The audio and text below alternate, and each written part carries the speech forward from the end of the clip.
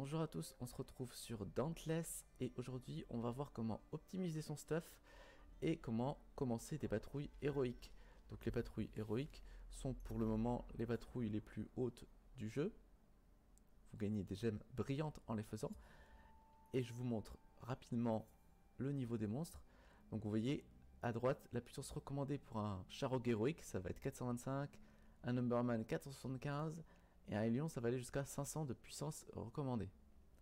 Donc c'est vraiment des monstres qui sont très haut niveau, qui vont faire très mal. Donc il va falloir se préparer en conséquence.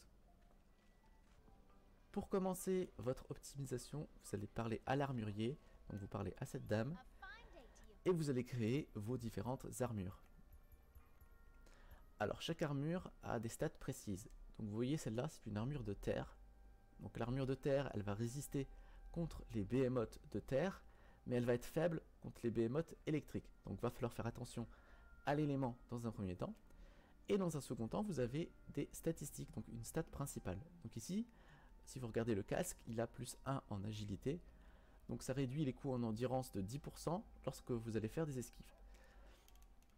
Donc vous avez différentes stats, donc si je regarde que les casques, donc là vous allez avoir plus de vie, là de la régénération d'endurance, etc. Vous avez vraiment des stats bien précises pour chaque partie de casque. Alors des fois les stats se ressemblent. Donc ce qu'il faut savoir, c'est que vous allez créer donc une tête, une armure, des mains et des bottes, des jambes, mais vous n'êtes pas obligé de faire le set complet. Par exemple, si cette stat vous intéresse, vous allez créer le casque, vous allez le monter en max, mais imaginons que vous préférez avoir ce torse là, et bien vous allez mettre ce torse. Vous pouvez mélanger les armures, vous n'êtes pas obligé d'avoir que l'armure de Skarn. Dans mon exemple, moi, vous voyez en bas à droite, actuellement équipé, j'ai une tête de Skarn pour avoir de la vie et augmenter les soins que je reçois. J'ai une armure de Valomir pour avoir une chance de réduire mes dégâts de moitié. J'ai des gants de Skarn, donc ça me génère un bouclier. Et enfin j'ai des bottes de Skarn qui, lorsque je vais générer ce bouclier, va aussi en générer aux alliés. Donc vous voyez, il y a différents combos comme ça à regarder, à optimiser. Alors là moi j'ai vraiment un build qui est basé sur le tanking et apporter un peu de soutien à mes alliés. Et vous pouvez faire comme vous voulez, il y a des builds qui vont être axés sur la régénération d'endurance, il y a des builds qui vont être axés sur plus de dégâts, il y a des builds qui vont être axés sur voilà, sur l'esquive, vous avez vraiment de tout, sur les dégâts par peau membre, etc., etc. Donc c'est à vous de regarder un peu les stats et de choisir l'équipement que vous désirez. Alors ce qu'il faut savoir aussi, c'est que là par exemple, j'ai monté ce stuff en plus 9, et vous voyez que j'ai quand même plus 2 en robustesse. Si je le monte en plus 10, je vais arriver à plus 3 en robustesse. Donc pourquoi je vous dis ça? Au début, vous êtes à plus 1. Donc voilà, quand vous l'améliorez, les stats, bien sûr, s'améliorent. Mais il faut faire attention, parce que lorsque vous allez dans votre équipement, vous voyez à droite ici, les résumés de tous les effets que j'ai grâce à mes équipements. Et vous voyez, quand je passe en revue les différentes stats, vous voyez plus 1, plus 2, jusqu'à plus 6. Donc ce qu'il faut savoir, c'est qu'il faut faire attention. C'est que si vous avez, par exemple, si je prends la forteresse, sur moi, j'ai plusieurs équipements qui m'améliorent ma forteresse. Donc vous avez des plus 1 en forteresse, plus 2, etc. Si j'arrive à, imaginons, plus 7 en forteresse, eh ben ça ne servira à rien. C'est-à-dire que j'aurai le bonus plus 6, mais j'aurai un point en forteresse de trop. Donc ça veut dire que ce point-là, j'aurais pu le mettre dans d'autres stats. Donc il faut faire attention à vos points. Donc là, par exemple, vous voyez la charge. Là, j'ai le droit encore à un point de charge. Mais si j'arrive à 2 points de charge, par exemple, bah, le deuxième point ne me servira à rien. Donc il faut faire attention à vos points. Ne pas dépasser le plus 6. Parce que, bien sûr, vous avez les stats de l'équipement. Donc ici, vous avez plus 2 en robustesse. Et vous avez aussi les stats des cellules. Alors les cellules, c'est très simple. Vous allez, peu importe, sur l'arme, sur les différents équipements, vous allez cliquer sur modification. Et les cellules, vous allez ajouter des cellules. Tout simplement. Alors ces cellules, vous allez les loot.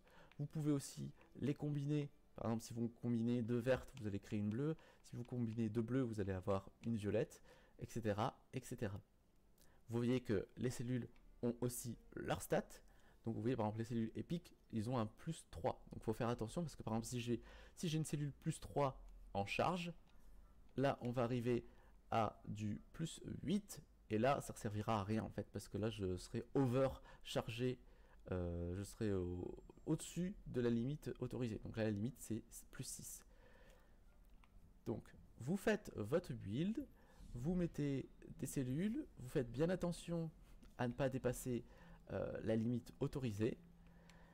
Et ensuite vous regardez ici, voilà, par exemple moi, vu que je joue tank, ben voilà, j'aime bien avoir de la forteresse, de la robustesse, j'ai un peu d'agilité pour les esquives, etc., etc. Donc vous faites le build que vous voulez, vous utilisez aussi les objets que vous souhaitez. Donc pour ma part, j'utilise des grenades, un tonique de fortification et un pylône de fontaine de vie pour rendre de la vie aux alliés autour de moi.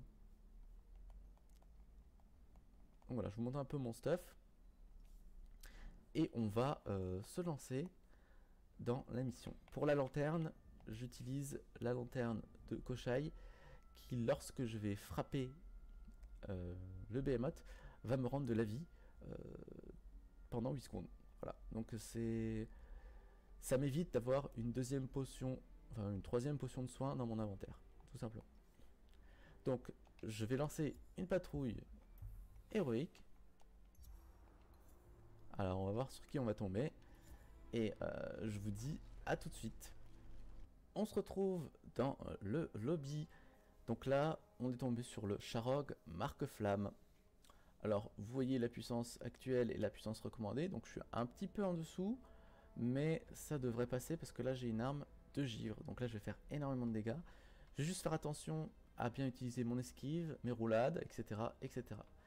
Donc les behemoths héroïques, forcément, hein, ils sont beaucoup plus puissants, beaucoup plus résistants. C'est beaucoup plus difficile de détruire leur partie. Les effets qu'ils vont produire sont beaucoup plus puissants, etc. Enfin bon, c'est le monstre, voilà, c'est les monstres les plus puissants. Donc je me mets prêt et on se retrouve face au monstre.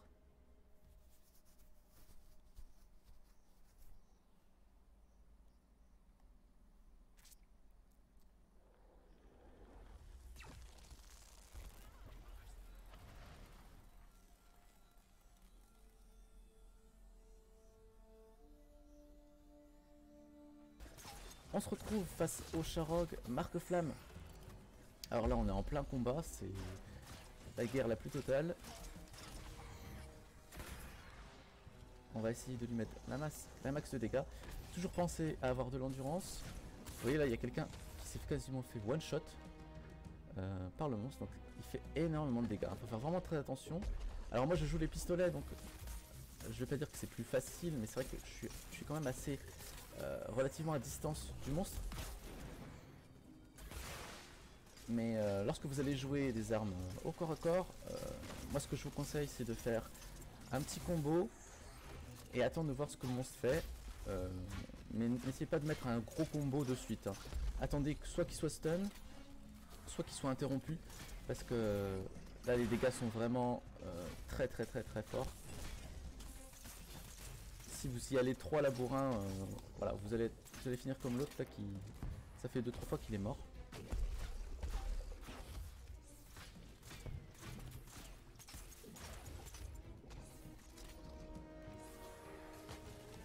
Donc là on fait attention. Donc là vous voyez il est tombé, donc là c'est le moment de lui mettre la max. Hein. C'est mon petit conseil, c'est que je vous donne, voilà. Dès qu'il est assommé, vous lui mettez la max.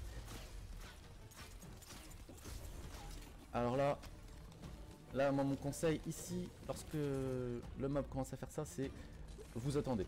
Moi là je prends pas de risque parce que je sais que... Alors vous pouvez l'attaquer bien sûr, hein, mais je sais que les flammes sont trop... Là elles sont vraiment trop puissantes, donc vous faites juste attention. Ah, vous esquivez.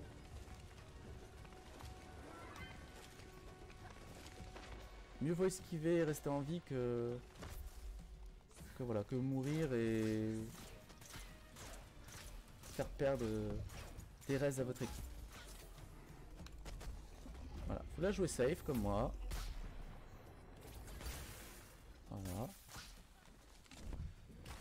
je fais un combo, je m'en vais. Je fais un combo, je m'en vais.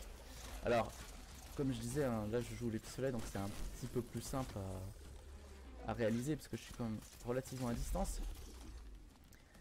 Mais quand vous êtes au corps à corps, essayez vraiment de faire 2-3 coups et de lui mettre la max que lorsqu'il est au sol ou étourdi ou vous l'avez interrompu.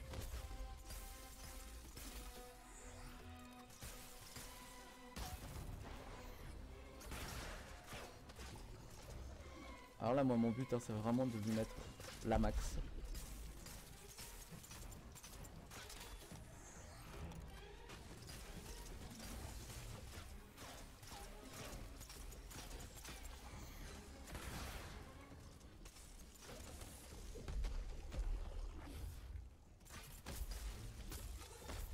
Ah voilà, quelqu'un l'a étourdi là, donc c'est vraiment pas mal. Ah mince. Ah c'est bon, il s'est quand même pris la mine.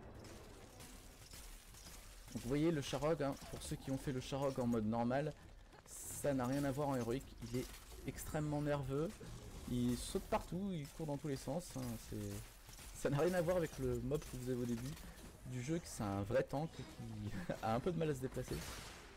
Alors on va raise notre ami. Hop. Alors là quelqu'un l'a fait chuter, donc c'est parfait.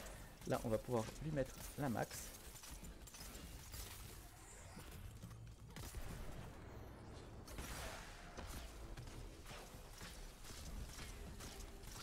Alors j'essaye de pas trop dire de bêtises en jouant. C'est assez... Vous voyez, c'est assez... Les mobs héroïques sont très très nerveux. Hein. Donc là on lui a mis quand même pas mal de dégâts. Il est allé se réfugier quelque part, on va essayer de le retrouver. Je vous dis à dans 5 secondes, devant lui. Voilà les amis, on se retrouve devant lui. Et là, ben on va... c'est la dernière phase. Alors là vous voyez, j'ai pris les dégâts de feu. Et vous pouvez voir hein, un seul statut de feu m'a mis quasiment midlife. Hein. Donc là, faut faire vraiment attention. Donc moi je vise la queue, hein, j'ai les répéteurs. Ouh là là là. Donc les répéteurs, hein, c'est très simple, c'est des armes qui vont faire des dégâts aux membres. Donc, et surtout la queue, donc je vais faire énormément de dégâts sur la queue. C'est pour ça que je vise, enfin j'essaye de viser la queue. Hein. Je fais surtout attention à pas me prendre trop de coups du mob. Pas aller dans la lave. Ah, la lave a disparu. Ah bah voilà, on a tué le Sharog. Ah, je pensais pas qu'on lui avait mis aussi cher. Mais bon voilà, on a tué le Sharog, on a mis 7 minutes. Alors c'est pas le plus puissant hein, des monstres héroïques. Je crois que c'est... Parmi les monstres de feu c'est le moins puissant, je crois, hein, si je dis pas de bêtises. Voilà, donc vous avez des bonus, vous avez vos gemmes brillantes qui vont vous servir à monter vos stuff rang max tout simplement. J'espère que cette petite vidéo vous aura un peu aiguillé. Donc essayez de construire vos builds, essayez de regarder ce qui vous intéresse. Moi ce que je joue et ce qui marche bien et ce que beaucoup de joueurs utilisent, j'ai l'impression c'est un build quand même assez défensif. Donc je vous remontre, j'ai un build donc, du Skarn et du Valomir. Donc voilà, je vous mets à droite les stats que j'ai. Donc voilà, donc de la forteresse pour avoir un bouclier quand je ne reçois pas de dégâts, de la vie max, des soins reçus, de l'endurance, voilà.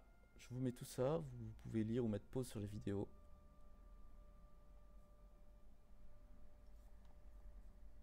Voilà. J'espère que cette vidéo vous aura plu. Et on se retrouve pour une prochaine vidéo sur la chaîne. A plus tout le monde.